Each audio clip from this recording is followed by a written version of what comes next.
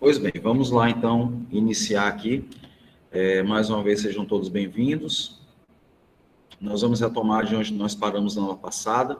E aí vocês, por gentileza, me corrijam se eu estiver errado. Deixa eu iniciar aqui o compartilhamento da tela.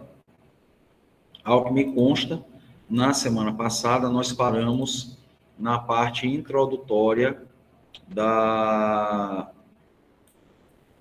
sociologia criminal, sendo que nós conversamos sobre as últimas escolas que faltavam conversar, conversamos sobre a escola de Lyon, escola de Chicago, escola eclética, que eram as três que faltavam, conversamos sobre a criminologia tradicional, apresentando que o fator desencadeante dessa corrente ideológica para a justificativa da origem do delito é a pessoa, o indivíduo, o ser humano enquanto ser individual, com base nas escolas clássica, positivista e correlacionista, e apresentamos para vocês as três teorias: teoria bioantropológica, teoria psicodinâmica, teoria psicossocial. E paramos quando nós iniciamos a abordagem da sociologia criminal, em que eu apresentei para vocês, única e tão somente, o fator desencadeante dessa corrente ideológica, bem como as escolas que a sustentam.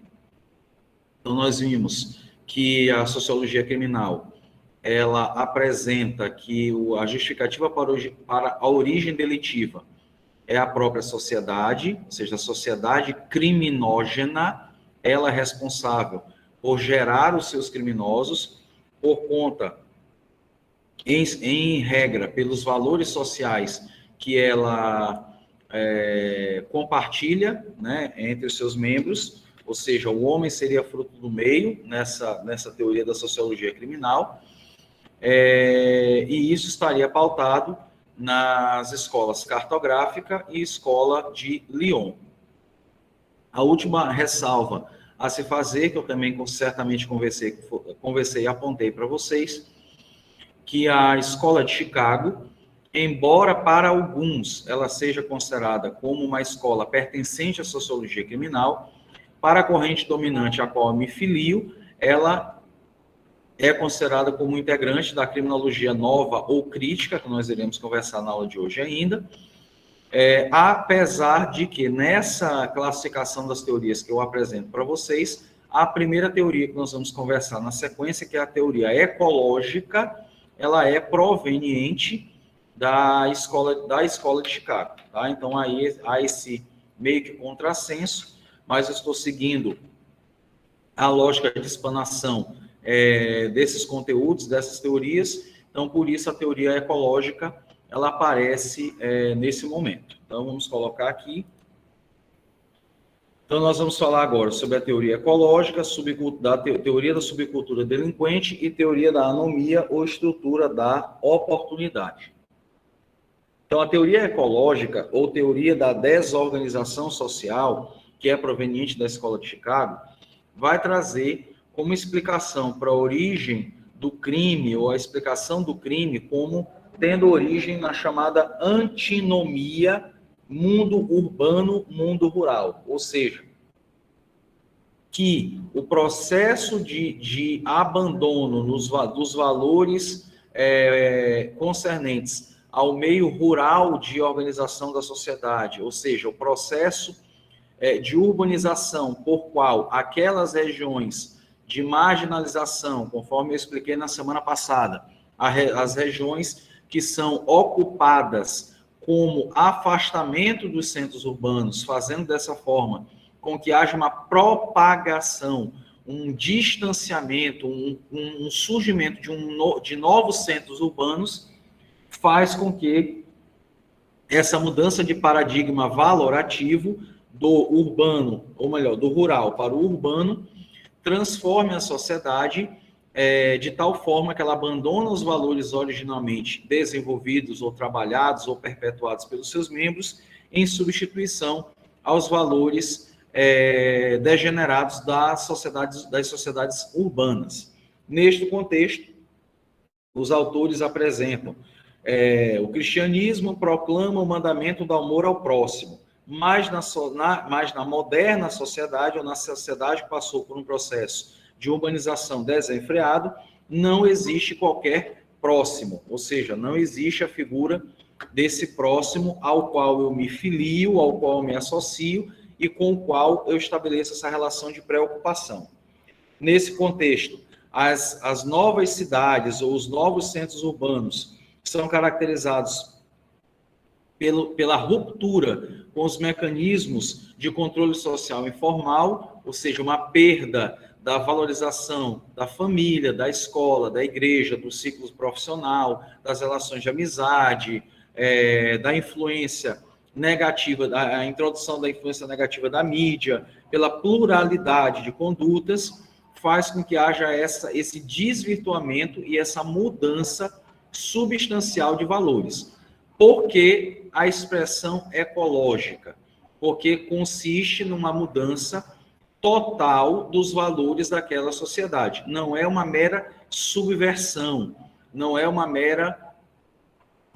situação isolada, é uma mudança completa do contexto valorativo daquela sociedade, fazendo com que a ausência da ordem social, a desestabilidade, a desintegração contribuam para a perpetuação e a condução ao aspecto do crime. Então, nesse contexto, a teoria vai propor que quanto menor a coesão e o sentimento de solidariedade entre os grupos daquela sociedade, maior serão os índices de criminalidade. Então, repetindo, na teoria ecológica, o aspecto que se observa é uma mudança substancial e completa dos valores, uma substituição dos valores anteriormente desenvolvidos e perpetuados, em detrimento da introdução ou da perpetuação de valores em que o respeito às normas se perde. O respeito às normas se constrói numa estrutura de organização em que o controle social informal prepara as pessoas para se subordinar a elas. Com a falência, com a perda do valor dessas instâncias de controle social informal, surge, então, o crescimento dos índices de criminalidade. Então, essa é a perspectiva que nos apresenta a escola ecológica ou da desorganização social. A segunda teoria, dentro da sociologia criminal, que nós vamos abordar, é a chamada teoria da subcultura delinquente.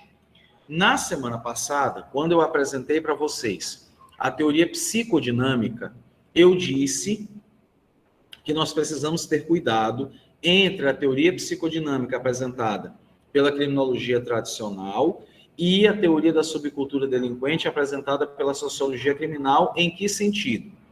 A teoria da subcultura delinquente vai afirmar que o processo de socialização, ensino e aprendizagem tem como conteúdo uma subcultura divergente dos demais grupos sociais, em que o padrão a ser ensinado e absorvido é o do crime.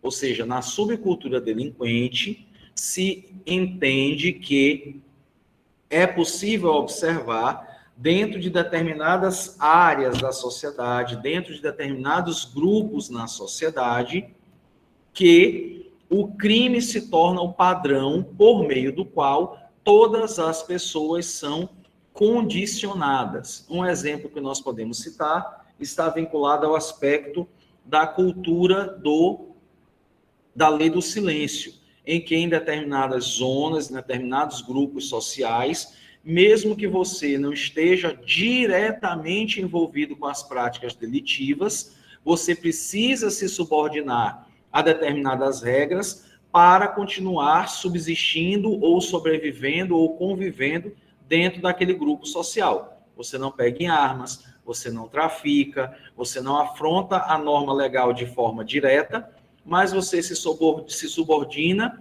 de forma indireta às instâncias de poder do crime que ali se estabelecem, de modo que você silencia ao observar a prática delitiva que ali acontece.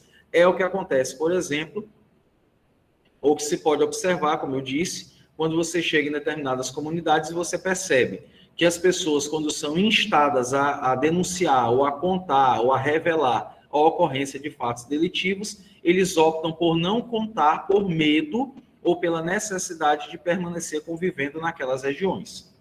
Então, repito, qual é o problema aqui nesse ponto? Lá na teoria psicodinâmica, o conteúdo a ser apresentado é um conteúdo adequado, tem o respeito às normas e às autoridades como padrão adequado de comportamento, contudo, ocorrem falhas no processo de socialização, ensino e aprendizagem que fazem com que a criança, o adolescente, o jovem adulto não absorvam de forma adequada os limitadores comportamentais. Então, lá na teoria psicodinâmica, o que é ensinado é adequado, mas acontecem falhas estruturais, falhas procedimentais, que fazem com que esse conteúdo não seja devidamente absorvido. Enquanto que na teoria da subcultura delinquente, o conteúdo que é ensinado, os valores que são ensinados, a construção ideológica, a construção valorativa daquele subgrupo social é que tem o crime como padrão. Desta feita, as pessoas são ensinadas ali a valorizarem todos os aspectos da ligação com o crime. Ou seja, se eu vou, por exemplo, ser um advogado, eu vou ser um advogado para prestar assistência jurídica necessária à organização criminosa. Eu, inclusive, serei bancado na minha formação acadêmica, sendo ela paga pela organização criminosa. Da mesma forma com outras profissões, como médicos, contadores, em que a formação acadêmica desses indivíduos provenientes desses grupos é feita pela organização criminosa, de modo que, ao concluírem os cursos acadêmicos e obterem os títulos e a possibilidade do exercício profissional, eles voltam para servir à organização criminosa que lhes proveu a educação. Agora, presta atenção. Não se espantem e não estranhem ou imaginem que isso só acontece nos grandes centros ou nas grandes cidades, nas grandes metrópoles, como São Paulo, Rio de Janeiro e assim por diante. Aqui em São Luís, logicamente por uma questão de preservação da minha integridade física, eu não vou dizer, mas nós temos, inclusive, ex-alunos daqui da instituição, cujo processo de formação acadêmica foi financiado por organizações criminosas e hoje esse profissional serve àquela organização criminosa. Nós tivemos aqui um aluno no curso de Direito envolvido nessa perspectiva, tá? Então, eu sei, porque eu conheço a pessoa, eu conheço o local de onde ele vem. Não, se eu disser até o local de onde ele vem, já me queima, meu amigo, pelo amor de Deus, tá? Mas eu conheço, inclusive, eu não sei se vocês vão lembrar, mas eu acho que quando eu fui professor de vocês no primeiro período, eu contei sobre a história da máfia da caneta que apaga, que foi uma turma aqui da instituição que, dentro de uma certa circunstância, os alunos começaram a fraudar as provas utilizando a metodologia da caneta que apaga, que é você responder com uma caneta que tem disponível no mercado, que você escreve e ela vem com uma borracha que apaga o que foi escrito com essa caneta, de modo que você não consegue perceber a adulteração. E essa prática foi introduzida pelo filho dessa pessoa de quem eu estou me referindo, que eu vim descobrir depois que era filho dele. Tá? Então, ou seja, já está aí se perpetuando nessa experiência, nessa prática delitiva que ele aprendeu no contexto da sociedade no qual ele está inserido e também na convivência com seu pai. Por fim, a terceira teoria dentro da sociologia criminal que nós vamos abordar é a chamada teoria da anomia ou estrutura da oportunidade. Anomia ou estrutura da oportunidade. O que é que essa teoria vai abordar? Essa teoria ela vai falar da perspectiva de um processo de banalização ou de sincretismo em que, em razão da necessidade de crescimento de uma determinada na sociedade, ou seja, de uma evolução, para que a pessoa alcance os seus objetivos, ela não meça esforços, de modo que ela não vê mais limite entre aquilo que é certo e aquilo que é errado, para que ela obtenha aquilo que ela pretende. Nesse processo de banalização ou de sincretismo, não há mais diferença entre certo e errado. É aquela famosa frase, os fins justificam os meios. Ou seja, ao mesmo tempo em que eu pratico condutas lícitas, eu pratico condutas ilícitas sem enxergar a diferença entre elas. Gente, o exemplo mais comum que eu posso citar dessa realidade, ela é vivenciada por alguns de nós que somos um pouco mais velhos, que já passamos, inclusive, pelo processo de eleições, ou seja, de exercermos o direito ao voto algumas vezes. A gente escuta aquelas frases maravilhosas de que, tu vai votar em quem? Eu vou votar em fulano. Rapaz, mas fulano é um bandido. Eu digo, rapaz, eu vou votar nele. Ele rouba, mas ele faz. Ou seja, não faz diferença para mim se ele é tão comprometido com a corrupção quanto os demais, desde que, apesar de corrupto, ele traga resultados positivos para a sociedade na qual eu estou inserido. Isso é sincretismo. O que é sincretismo? É a fusão, é a absorção, a reunião de contextos e conteúdos diversos, de modo que haja uma harmonia nessas diferenças. Então, ou seja, não, eu vou votar no fulano, rapaz, todos eles são bandidos, então se eu votar bandido por bandido, eu vou votar em quem pelo menos fez alguma coisa. Ou seja, isso é um processo de interpretação da chamada anomia ou estrutura da oportunidade. Um outro exemplo, muito antes dos escândalos dos quais a família Bolsonaro é acusada no que diz respeito àquela história da rachadinha lá no estado do Rio de Janeiro, aqui em São Luís, inclusive, já me foi oferecida a oportunidade de ser servidor público do Tribunal de Justiça por meio desse processo de rachadinha. Como assim? Alguém iria me conseguir a vaga para eu trabalhar no gabinete de um determinado desembargador como assessor, desde que eu dividisse o que eu iria receber com a pessoa que conseguiu a vaga para mim. Tá? Não vamos entrar nesse mérito, Alan, tá? Eu estou só exemplificando aqui a questão, tá? Então, nessa questão da teoria da anomia, ou seja, da anormalidade, da disformidade, da ausência de uma forma específica, ou a estrutura da oportunidade, ou seja, eu enxergando na conduta ilícita uma vantagem que atende aos meus interesses, eu vou e pratico a conduta. Então, é isso que apresenta essa teoria. Um outro exemplo que eu posso dar, que é mais antigo para vocês, e que nesse especificamente eu me enquadro, é de uma loja que antigamente tinha no centro da cidade, que vocês, a maioria não vai lembrar, mas que os pais de vocês vão lembrar, que era uma loja chamada de Mesbla.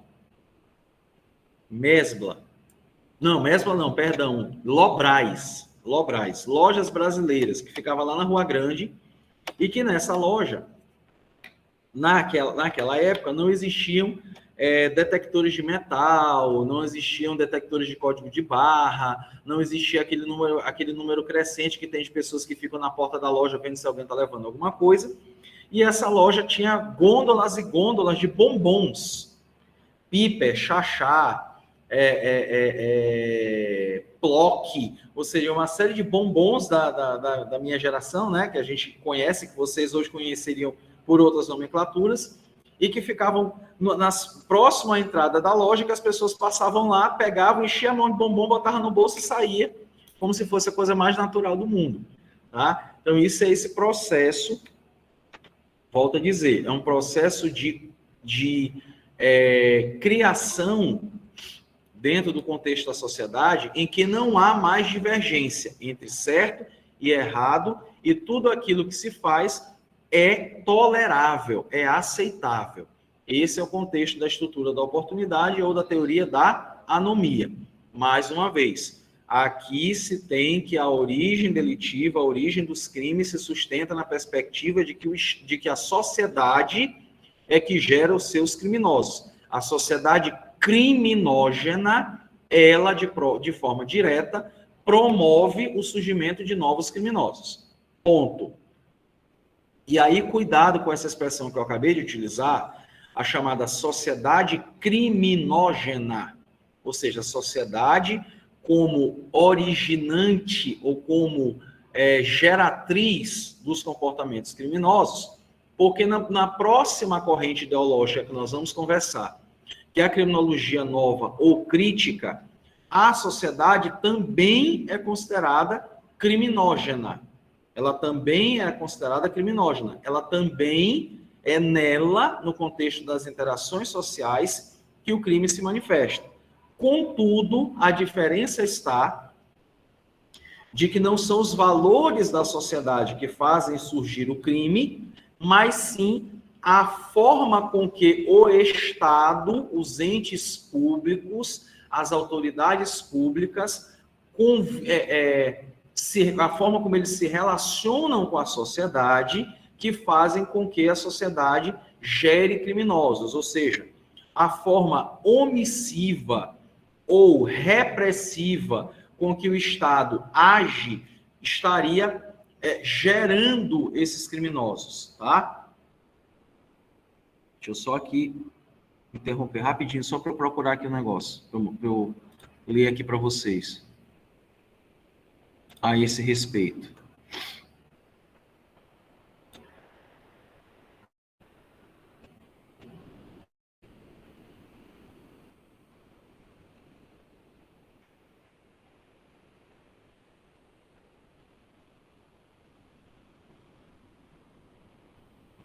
Peraí, só mais um instante. Aqui. Cadê? A criminologia nova estuda a sociedade criminógena, mas em outra perspectiva. Ao indagar as causas do crime, pesquisa a reação social. Por que determinadas pessoas são tratadas como criminosas? Quais as consequências dessa seleção? Como ela é efetivada? Ampliando assim o campo de investigação para abranger as instâncias formais de controle como fator criminógeno. Quem são as instâncias formais de controle? De forma objetiva, que a gente ainda vai voltar a conversar sobre isso no capítulo específico. A polícia, o Ministério Público e o Poder Judiciário. Desta forma, representando as autoridades constituídas na forma como eles lidam com a população, com a sociedade de um modo geral. Deixa eu só voltar aqui a fazer o compartilhamento. Então, vamos lá. Então, a próxima corrente, a criminologia nova ou crítica, que foi essa primeira abordagem que eu acabei de dizer aqui, trazer para vocês, ela vai afirmar que o fator desencadeante dos crimes é o Estado, ou seja, o Estado opressivo, ou Estado omissivo, ou seja, o Estado que reprime demais os comportamentos sociais, o Estado que legisla demais, estabelecendo muitas condutas como ilícitos penais e atribuindo assim uma sanção penal. Ou o Estado que se ausenta, deixa de atender às necessidades das pessoas, de modo que essas pessoas praticam um delito como consequência desse abandono no atendimento que o Estado deveria prover. Então, a criminologia nova ou crítica vai trazer essa realidade, e isso está pautado na perspectiva das escolas eclética e escola de Chicago. Essas 6 teorias que nós vamos falar agora, e que, diga-se de passagem, nos conduzem à conclusão do conteúdo da primeira avaliação, ou seja, a conclusão do conteúdo da segunda unidade, ou do segundo capítulo do nosso estudo, que é o que vai ser objeto da primeira avaliação. Então, essas 6 teorias são aquelas que estão mais próximas do contexto da nossa modernidade. A teoria da rotulação, etiquetamento ou labeling approach, a teoria da etnometodologia, a teoria radical ou marxista, a teoria abolicionista, a teoria minimalista e a teoria neorrealista, sendo que as 3 primeiras são do final da década de 60, enquanto que as 3 últimas são apresentadas no contexto do início e a partir da década de 1990.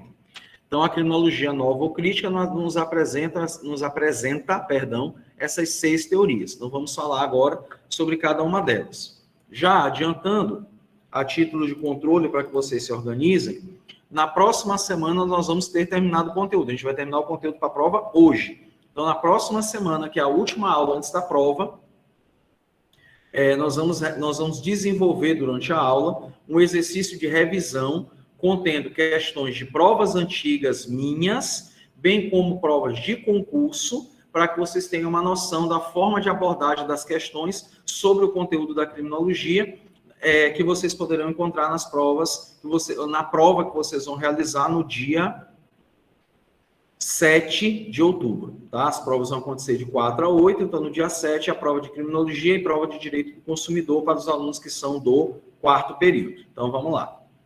Então a teoria... Oi. Não, nós vamos fazer durante a aula. Eu vou colocar as questões, a gente vai buscar a resposta, a gente vai comentar as respostas, depois de todos os comentários e todas as respostas produzidas, eu vou colocar na plataforma para vocês, para que vocês possam utilizar, se necessário, como material de estudo antes da prova. Tá? Então, vamos lá, vai ser a aula normal. Então, vamos lá. Então, a primeira teoria aqui, a teoria da rotulação, etiquetamento ou labeling approach. Então, o que é que essa teoria vai dizer? Presta atenção que ela utiliza duas palavras, rótulo e etiqueta. Rótulo e etiqueta.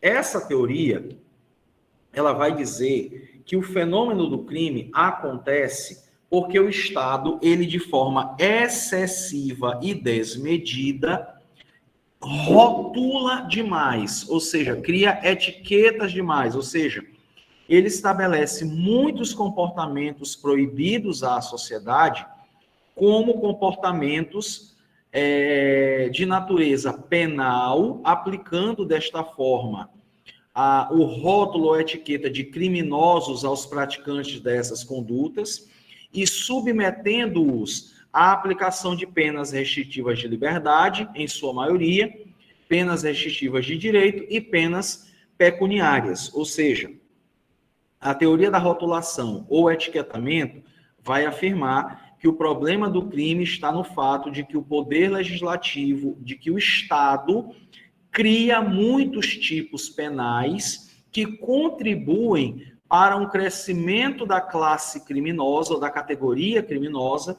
no sentido de que quanto mais normas penais incriminadoras eu tenho, maior é a facilidade de enquadramento da pessoa em uma figura típica penal.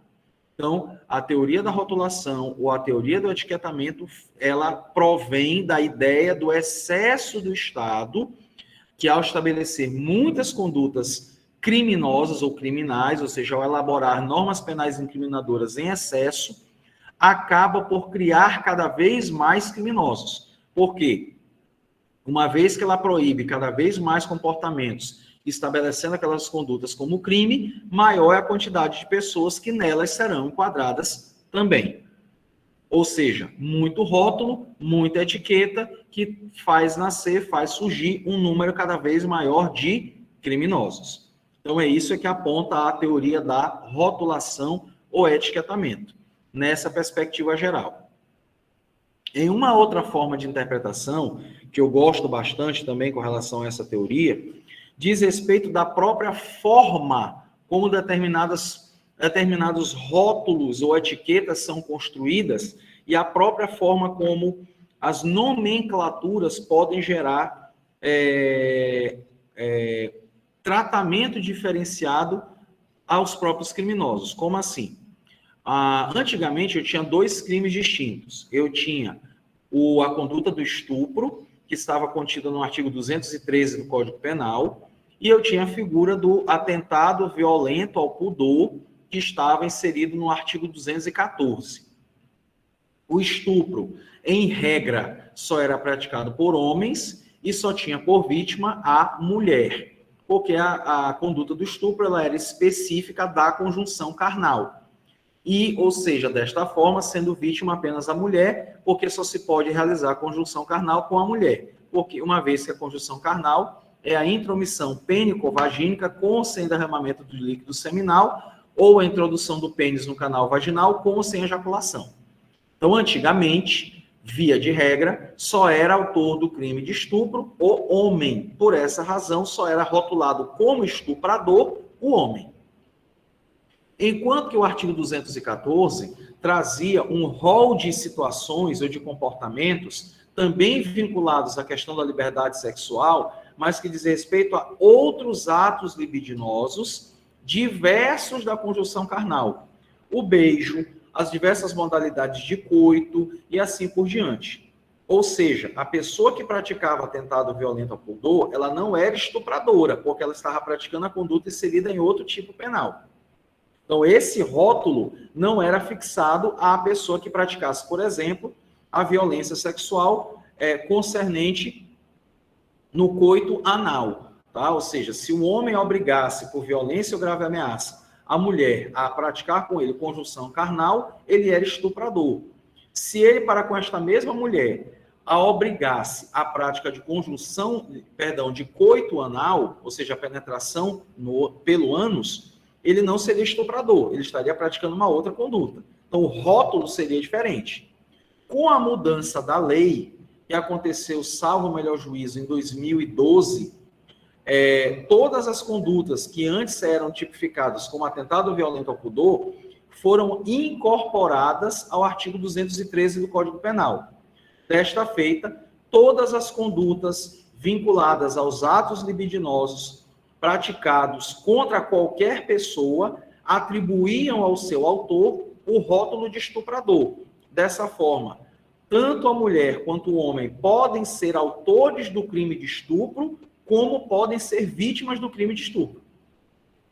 Tá, Alexandre, eu não entendi. Simples. Aquele que antes, ao praticar o coito anal, não era considerado estuprador, com a mera mudança da nomenclatura da conduta, passou a ser rotulado como estuprador, passando a ter uma repercussão social com relação à sua conduta muito mais severa. Mas, Alexander, mudou em que sentido? Gente, os dois crimes tinham a mesma pena. Eu simplesmente peguei as condutas que eram consideradas atos violentos ao pudor e coloquei dentro do artigo que falava de estupro, porque a pena já era a mesma. Tá? Mas a mera mudança do nome do crime promove essa mudança de reação social para com o autor do delito. Tá? Então, essa é uma segunda forma de interpretar também a teoria da rotulação. Oi. Lembra, alguns anos atrás, estava surgindo muitos casos de mulheres que denunciavam homens, porque durante a locomoção, às vezes em ônibus ou em trens, elas acordavam e viu que algum homem estava se masturbando perto delas, alguns chegaram a ejacular nelas. Só que a pena para esses casos acabou não existindo. Eles foram conduzidos à delegacia, mas não houve uma ocorrência rotulada lá. E eu queria que você falasse um pouco sobre isso, em qual se encaixaria melhor. Tá, na verdade, o que aconteceu aí foi o seguinte, durante muito tempo, essa conduta que você acabou de colocar, ela não se enquadrava no crime de estupro, ela não era considerada estupro, tá? Na perspectiva da doutrina da jurisprudência, não era considerado estupro. Dessa forma, acabava se enquadrando em fato atípico. Sendo fato atípico, o indivíduo não podia ser punido. Por essa razão, é que posteriormente a legislação foi alterada no sentido de se acrescentar o crime de importunação sexual. Ou seja, eles ainda não consideram como estupro, mas eles criaram a legislação foi alterada no sentido de acrescentar uma figura típica para que essas pessoas que antes não eram punidas ou se colocar na figura de fato atípico em comparação às condutas descritas no crime de estupro, elas passaram a ser rotuladas, então, como um novo tipo criminal que foi criado, que é o crime de importunação sexual. Tá? Muito embora o grande problema estivesse, na verdade, na impossibilidade que vocês, não sei se vocês viram isso em direito, acho que foi em direito penal 1, a questão da impossibilidade da interpretação extensiva da norma penal no que diz respeito à condição de in malam partem. Ou seja, eu não posso fazer a interpretação extensiva da norma penal de modo a possibilitar punir mais severamente ou punir a pessoa quando a norma ela não traz expressamente essa possibilidade. Isso é um princípio lá do direito penal. Então, por essa razão, é que se colocava essa condição de fato atípico, tá? Mas hoje existe a figura, deixa eu ver se eu encontro aqui rapidinho.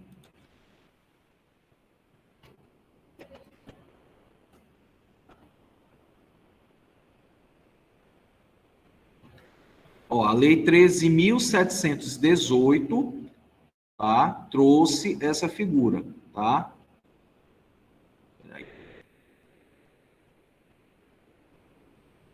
Ó, altera o Código Penal, que é o Decreto-Lei 2848.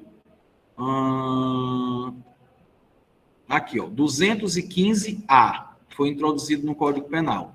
Praticar contra alguém sem a sua anuência ato libidinoso com o objetivo de satisfazer a própria lascívia ou a de terceiro. Ou seja, nesse sentido aqui, é que você não subordina a pessoa a participar do ato com você. Se você obriga a pessoa, mediante violência ou grave ameaça, a participar da prática do ato libidinoso com você, se enquadra em estupro. Quando aqui você está praticando contra alguém, mas não com a pessoa necessariamente, tá? Então aí seria a questão da importunação sexual, que foi introduzida por essa lei, a Lei 13.718 de 2018, tá? Que trouxe essa conduta aqui, que vocês que estão agora no 4º período vão estudar ou em Direito Penal 3 ou em Direito Penal 4, ou no 5º período ou no 6º período, ok? Professor. Oi. Tem até uma questão que a gente batia muito cabeça sobre essa parte da atipicidade, infelizmente, de algumas normas, que era sobre o vilipêndio a cadáver. A gente tinha uma questão que o cara tinha parafilia, né, de fazer coito com os mortos, Sim. Mas acontecia que, no caso que ele foi fazer isso, a mulher não estava de fato morta, ela estava com uma síndrome lá que reduzia os batimentos. Sim. E parecia aquela morte. E aí, essa conduta, a gente batia muito cabeça, e no final ela não se enquadraria como vilipêndio a cadáver, por justamente o fato em si não ser uma pessoa morta. Sim. E aí seria essa a tipicidade da norma. Sim. Nesse caso, salvo engano, Olha a intenção dele. Oi? Nesse caso, iria avaliar a intenção do acusado, né? Porque ele não queria estuprar uma pessoa. Sim, mas de toda sorte é que está a questão. Como a vítima ela não se enquadrava na condição de cadáver, então você tem aí o fato atípico. Essa que é a grande dificuldade. Tá? Mas não te preocupa que quando vocês chegarem lá na disciplina de Penal 3, Penal 4, que vocês estiverem estudando essa parte, dos crimes contra a liberdade sexual e dos crimes contra a liberdade, dos crimes de respeito aos mortos, que são duas categorias diferentes, dois bens juridicamente tutelados de forma diversa, aí o professor vai ou aumentar ou diminuir a confusão na cabeça de vocês a esse respeito, tá bom? Então vamos prosseguir aqui, senão a gente não consegue terminar.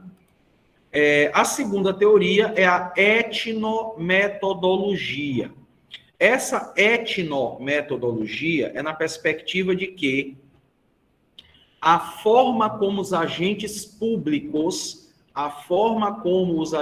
públicos agem no contexto de impor a sua vontade, de impor a obrigatoriedade da conduta de determinados atos, o abuso de autoridade, o excesso na prática de determinadas condutas, faz com que surja um novo grupo, porque etno é como se surgisse uma nova espécie, uma nova raça, um novo grupo de criminosos, que são aqueles que se subvertem à condição de criminosos em razão desse comportamento que lhes é atribuído e que, em razão da vivência, da experiência dessa situação, a pessoa acaba por transgredir a norma, praticando, por exemplo, o crime de desobediência ou o crime de desacato. Ou seja, quando no exercício da função pública, da atividade pública, você, sendo humilhado, sendo ultrajado, recebendo um tratamento vexatório, acaba por reagir, você tem aí que você está praticando também a conduta delitiva contida nos crimes por exemplo, de desacato e desobediência, e aí você, que não era criminoso, acaba se tornando criminoso como uma reação a esse comportamento, a esse tratamento que foi dirigido a você. Gente, eu bato muito nessa tecla, no sentido de que eu acho uma situação extremamente ridícula, de que eu entendo que tem pessoas que são mal educadas, pessoas que são intransigentes e arrogantes, eu digo o cliente ou aquele que vai receber o atendimento do órgão público, mas eu acho extremamente descortês você chegar em determinado órgão público, e aí faz tempo que eu não vejo realmente, mas eu vi durante muitos anos, você chegar e ter impresso lá numa folha de papel, não é o VAR que eu estou apontando não, tá? É só uma folha de papel Chamex, em que você tem lá a transcrição literal do texto do Código Penal que fala do crime de desacato. Ou seja, você, enquanto servidor público, já está, de certa forma, amedrontando, gerando um receio na pessoa que vai lidar com você enquanto agente público sobre o paradigma de que você pode ser punido caso você faça alguma coisa que, na visão daquele agente público, é uma condição de desacato. Tá? Ou seja, você está sendo abordado, por exemplo, você está sofrendo uma abordagem policial, aí você vai questionar alguma coisa que está sendo feita além daquilo que a lei permite, e aí a pessoa, você está me desacatando, ou seja, já gerando em você o temor da aplicação dessa conduta tipificada lá na legislação penal, e dessa forma gerando essa indignação, essa insatisfação, gerando essa prática delitiva por parte da pessoa. Um exemplo muito concreto dessa situação aconteceu com um amigo da nossa família, que ele conduzia um veículo na região ali da Avenida Joaquim Mochel, na região da reserva de Itapiracó, para quem vai ali para o Quatraque, e aí houve a informação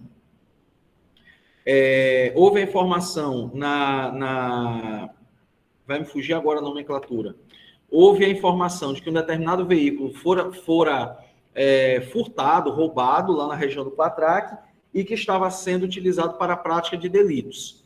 E aí foi passada a informação para as viaturas do local que buscassem identificar o veículo, fazer abordagem e prender o condutor. Só que esse nosso amigo, né, estava com a família dentro do carro e ele deu o azar, na verdade não foi bem isso, mas ele deu o azar de que o veículo que ele conduzia era da mesma marca, do mesmo modelo e da mesma cor do veículo que estava sendo procurado pela polícia. Ou seja, a única diferença é que não era a placa a mesma e ele não era o cara que roubou o carro. Então ele foi abordado por viaturas da polícia que fizeram com que ele parasse o carro, e nessa que ele parou o carro, a abordagem já foi tendo como perspectiva de que ele era aquele delinquente, aquele meliante que estava dirigindo o veículo que foi objeto de furto ou roubo. E aí, na forma da abordagem, ele poderia ter reagido e trazido para si uma conduta delitiva pela forma como a abordagem foi feita. Porque realmente, pela forma como ele contou para a gente, eu, inclusive, já conversei com diversos colegas e amigos que são policiais e disseram que a abordagem foi abrupta ou foi exagerada na forma de agir, uma vez que o carro era visível que ele estava ocupado por um homem, por uma mulher, por uma idosa e por crianças. Então, não havia necessidade da força que foi empregada no momento da abordagem. Então, a etnometodologia vai falar dessa perspectiva, de que o indivíduo se torna criminoso em razão da forma como ele é tratado pelos agentes públicos no exercício das suas atividades. Professor, oi. A gente pode citar, por exemplo, aqueles casos em que... Eu vou citar aquele caso dos Estados Unidos que aconteceu no passado, né, do Black Lives Matter, que muitas pessoas foram para a rua no intuito de manifestação e acabaram por vandalismo, por justamente ter essa pressão social com os negros, que ocorreu de fato muito, como tu disse, abrupto, né? E aí acabou por gerar manifestações em forma de vandalismo para as pessoas, teoricamente, se conscientizarem, ver o quanto aquilo deve errado. Sim, de certa forma, sim. Quando você tem essa reação popular em decorrência da forma com que os agentes públicos se manifestam, pode ser compreendido, sim, dentro dessa teoria, da teoria etnometodologia. Nós só precisamos ter muito cuidado na perspectiva de que determinados comportamentos, não podem ser confundidos. Quando eu tenho uma manifestação pacífica, que quando ela como é que eu vou dizer? Quando na própria manifestação ela é abordada por autoridades de forma excessiva, você já tem aí a própria figura da questão da etnometodologia, sem levar em consideração dessa forma o motivo daquela manifestação. Vamos imaginar, a gente vai vamos lá, nós aqui, o professor e os alunos da turma que são evangélicos, a gente vai para a praia fazer um culto lá na litorânea. E aí, durante o culto, chega uma viatura da polícia um grupo de policiais contrários àquela manifestação, e ao invés de conversar educadamente, explicar a situação, que aquilo pode estar gerando uma perturbação à paz pública das outras pessoas, aquela coisa toda, já chega, né, afastando, empregando a força de forma desmedida e desnecessária. Esse mero comportamento já se aplicaria aí à figura da etnometodologia, caso houvesse a reação das pessoas que estavam ali participando daquela celebração naquele momento, ok? Então, vamos lá. A terceira teoria é a teoria radical ou marxista. Essa teoria vai afirmar que o problema, que a origem do delito está no capitalismo. Como assim? O Estado capitalista impõe à sua sociedade uma valorização das conquistas, do acúmulo econômico, fazendo dessa forma, gerando nessa sociedade uma busca desordenada pela mais-valia, pelo acúmulo de riquezas, de poder e assim por diante. Ou seja, o Estado, ao estabelecer a perpetuação dos valores capitalistas na sociedade, faz surgir uma sociedade que tende ao comportamento delitivo, ao desrespeito às normas, para alcançar os objetivos que pretende. Tá? Então, na teoria radical ou marxista, a perspectiva é de que a origem delitiva se dá por conta dos valores do capitalismo que são perpetuados na sociedade pelo Estado que adota o capitalismo como padrão dentro daquela estrutura social. Agora, a partir daí, eu começo a dizer para vocês que essas teorias, principalmente da radical em diante, começam a sugerir mudanças para que haja uma mudança na perspectiva da criminalidade. Ou seja, a teoria radical ou marxista vai dizer que, como o problema é o capitalismo, vai sugerir que uma mudança para um outro sistema econômico, para um outro regime econômico, poderia fazer com que os crimes fossem debelados ou diminuíssem. Só que aí eu uso como um exemplo bem interessante a questão das sociedades comunistas ou socialistas, mas que eu tenho governos que são ditatoriais. E aí eu cito como exemplo Cuba. Como assim? Aqui no Brasil, a violação de comunicação, a violação de correspondência é crime. Se alguém pega e vai ler a carta que foi endereçada a Tiago, se alguém pega a carta e vai ler aquela que foi endereçada para Maiane ou assim por diante, vai responder por um crime que é proveniente da regra que está estabelecida. A teoria abolicionista vem com essa ideia mirabolante. A penúltima teoria é a teoria minimalista, que é a segunda que eu mais concordo. Que a teoria minimalista, o que é que ela vai apresentar primeiro como problema? Ela vai dizer que o fato do crime se perpetuar na sociedade, um dos motivos é que o Estado ele é excessivamente interventor, ou ele é intervencionista demais. Ou seja, o Estado ele assumiria para si uma série de responsabilidades e atribuições com as quais ele não tem capacidade técnica de lidar.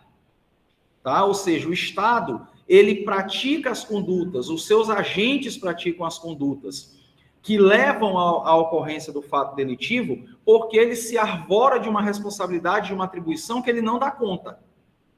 Então, por isso é que o crime aconteceria e se perpetuaria na sociedade. Ou seja, ele tá se excedendo na sua ação porque ele está tentando abarcar um conjunto de responsabilidades que ele não dá conta mais de realizar. Isso é o que afirma a teoria minimalista. E o que é que a teoria minimalista vai dizer, então? Qual é a solução? É a transferência de parte da atribuição do Estado para a iniciativa privada. Para a iniciativa privada. Exemplo, a questão da administração das penitenciárias, dos presídios, ou seja, a administração do sistema penitenciário sendo transferido para a iniciativa privada. Eu entendo essa possibilidade sob a seguinte perspectiva de que seria interessante. Muito embora, como é feito no Brasil, ainda é feito de forma equivocada. Por que seria interessante? Primeiro, quando você tem um servidor público que está em desvio de comportamento e desvio de conduta, exercendo uma atividade, é muito mais difícil você desligar esse servidor da sua função. Enquanto que na iniciativa privada, se o empregado fizer alguma coisa de errado, eu dou a dispensa dele sem justa causa ou com justa causa e me livro do problema. Eu desligo o empregado, eu mando o empregado embora. Enquanto que no serviço público, para que o servidor público seja desligado, há um processo administrativo longo, cujo último grau de punição é a demissão do empregado. Então, é muito mais difícil você trocar o empregado que faz parte da estrutura do poder público. Primeiro ponto. Segundo ponto, o custo. Porque tudo que se vende para o Estado, tudo que se fornece para o Estado, é feito de forma mais dispendiosa. E aí eu cito 2 exemplos. Quando eu fui estagiário da Procuradoria-Geral do Estado, antes de alguns de vocês nascerem, em 2001 e 2002... foi necessário que fossem comprados computadores para que os procuradores viajassem para o interior para fazer diligência. O mesmo computador que era vendido no mercado, numa loja, num site, era vendido por R$3.000, esse mesmo computador, igualzinho, foi vendido, os computadores foram comprados pelo governo do Estado por R$9.800 cada. Por quê? Porque tudo para o Estado se vende mais caro, né? É um fenômeno que envolve outros aspectos, como corrupção e assim por diante. E aí, o segundo exemplo dentro dessa premissa é que a alimentação que é oferecida aos presos é marmita, é bandeco, lá dentro do presídio. Só que o bandeco que Marcelo, quando está em casa sozinho, que a mãe foi para o interior e deixou ele sozinho em casa, ele compra o bandeco por R$13, por R$14, por R$15. Mas a mesma empresa que vende para ele por esse preço, vende para o Estado a R$35, R$40, R$50 uma refeição. Então, ou seja, o custo de manutenção do sistema prisional pela administração pública é significativamente maior do que se fosse feito pela iniciativa privada. Essa é a teoria, ou a ideia daqueles que defendem essa teoria, tá? Para terminar, a teoria neorrealista. Alexander.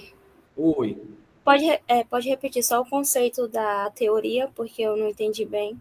Tá. A teoria minimalista vai dizer que o Estado ele acaba trabalhando ou exercendo funções de forma excessiva ou demasiada, para as quais ele não tem capacidade técnica ou organizacional adequada, fazendo dessa forma com que os seus agentes promovam uma série de condutas que levam à perpetuação ou à ocorrência do delito. Isso é o que a teoria minimalista apresenta. O Estado age em excesso. Ele deveria se afastar de determinadas situações para permitir que quem tivesse maiores ou melhores condições agisse em seu nome. É isso que a teoria minimalista apresenta. Certo? Obrigada. De nada. Por fim, a teoria neorrealista, que é a que eu mais concordo, a despeito de ser também a mais difícil de acontecer. A teoria neorrealista vai dizer que o problema é a própria realidade que nós vivemos na sociedade, no contexto de uma desproporção na distribuição dos direitos entre as pessoas. Ou seja, poucas pessoas têm demais e muitas pessoas têm menos daquilo que precisam. Ou seja, eu estou falando de um desequilíbrio social, econômico, ou seja, de uma má distribuição de acesso aos direitos fundamentais básicos. Poucas pessoas acumulam muita riqueza e por isso têm mais do que precisam, enquanto que uma grande parcela da sociedade, por estar abandonada e não ser atendida nos seus direitos fundamentais mais basilares, acaba por transgredir a norma. Gente, exemplo, artigo 6º da Constituição Federal, que vocês vão estudar no próximo semestre em Direito Constitucional 3. O artigo 6º vai dizer que são direitos sociais: saúde, educação, moradia, alimentação, lazer. Tudo isso, o Estado deveria agir para prover para a população. Só que como o Estado não age para que as pessoas tenham acesso a esses direitos, eles acabam por delinquir. Exemplo, todos deveriam ter acesso à moradia, mas como o Estado não age para que todos tenham acesso à moradia, eu tenho a invasão de terras. Entendeu? As pessoas invadem a terra alheia para poder ter o direito à moradia. Segundo exemplo, as pessoas deviam ter direito a trabalho e alimentação. Como eu não tenho oportunidade de trabalho, como eu não tenho acesso a ter os meios próprios de subsistência, eu acabo enveredando pelo crime para poder ganhar o dinheiro suficiente para me manter e manter a minha família. Então, é isso que a teoria neorrealista apresenta. Tá? Agora, qual é a forma de mudar tudo isso? Uma nova realidade. Neorrealista, uma nova realidade, ou seja, uma mudança na forma como o Estado garante o acesso aos direitos à população. Um exemplo concreto dessa realidade. Nós reclamamos que o nosso sistema tributário ele é muito penoso, a gente paga muitos tributos, beleza. Só que existem países em que a carga tributária é maior do que a nossa, só que a pessoa recebe de volta educação, saúde, lazer, transporte, moradia, alimentação, ou seja, ela paga muito, mas ela recebe aquilo de volta em assistência ofertada pelo Estado, que é o que não acontece no Brasil. Então, a teoria neorrealista vai dizer que o problema está na forma como que o Estado se omite no atendimento às necessidades fundamentais da população, fazendo com que elas acabem buscando a transgressão como alternativa da sua própria subsistência. E a perspectiva de mudança é a mudança nessa distribuição de direitos, de modo que as pessoas, tendo acesso àquilo que precisam, não teriam necessidade de delinquir. Ok? Então, até aqui, meus queridos, é o conteúdo da primeira avaliação. Duas coisas. Daqui a pouco, se não agora, daqui a pouco eu vou colocar para vocês, conforme combinado e conforme eu fiz na semana retrasada, eu vou colocar os áudios agora relativos à segunda unidade lá na plataforma. Tá? Os áudios de aulas gravadas em 2020, que eu estou disponibilizando para vocês, para quem quiser ouvir novamente as explicações, ter acesso àquilo que foi gravado lá em 2020. Segundo, vou colocar, se não hoje ainda, no mais tardar amanhã, a segunda atividade parcial do primeiro bimestre, para que vocês desenvolvam e entreguem e postem na plataforma até a próxima aula. Sendo que essa atividade, eu vou colocar lá o que é que vai ser feito, se vai ser a produção de um novo texto ou a resolução de algumas questões, e aí, de posse dessa informação, eu vou colocar lá para que vocês desenvolvam e juntem na plataforma até a próxima quinta-feira. Ok? Então, é isso. Deixa eu só confirmar aqui quem eu não coloquei presença ainda. Adriano está entre nós. Antoniele. Bruna Soares. Daniele Alves. Fabiana. Hugo Thiago. Jennifer Laíssa. Presente. Beleza. Ronaldo dos Santos Serra. Samara Araújo. Samuel Garcês e Tainá Ribeiro. Tá? Então, não estando presentes essas pessoas, agradeço a atenção de todos. Tenham um excelente fim de dia, um bom descanso e a gente se encontra na próxima aula. Até mais, pessoal.